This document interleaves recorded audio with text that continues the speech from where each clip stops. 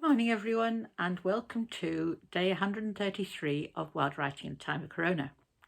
We're still going, and day 133 apparently is divisible by 7, so this makes this day very different. So today's poem, the workshop itself, is focused all around a walk. So a walk down a street or a road or a track, you choose, can be a walk anywhere. Now, the idea is that the poem doesn't tell a story.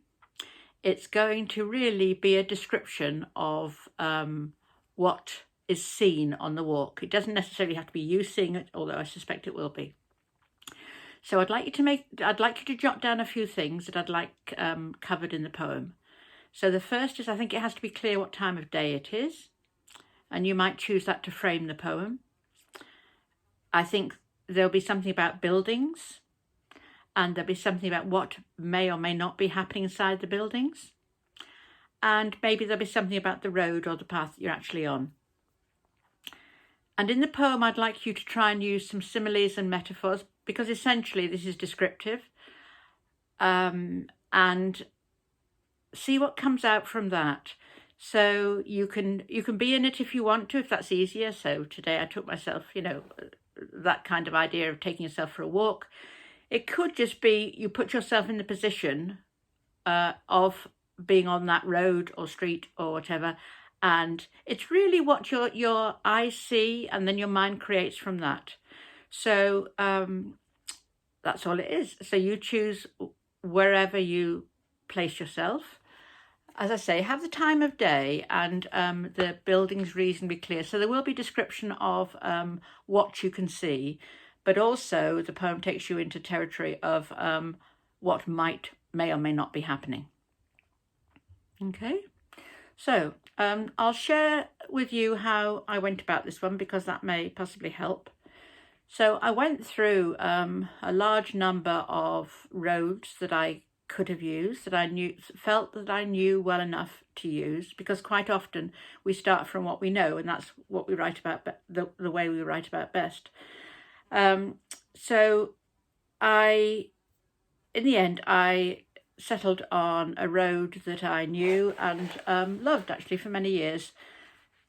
And so this is the poem that I created, and I made it really just a series of descriptions with a conclusion that I tried, as I found through these workshops that I like that I rhymed at the end. Okay, so this is called Montalbo Road.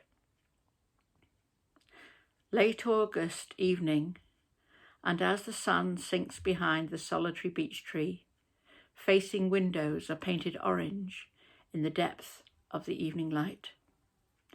Their old slate roofs hold down the lives that tangle and spin below.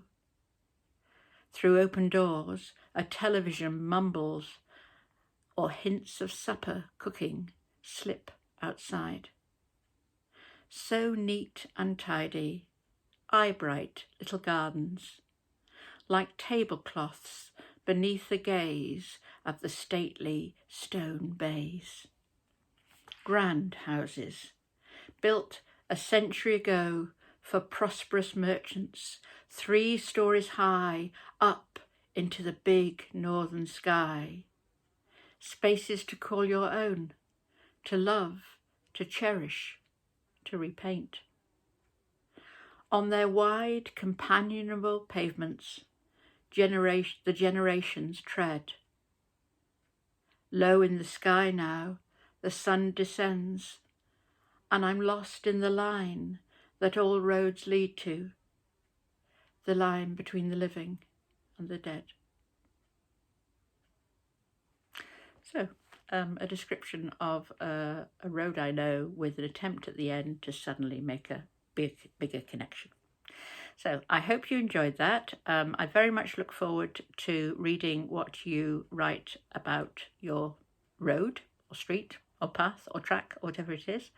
And whether you are doing this in a journal or whether you want to post on Facebook or on YouTube, I very much appreciate your interest in the workshop, and I will see you in a day or two.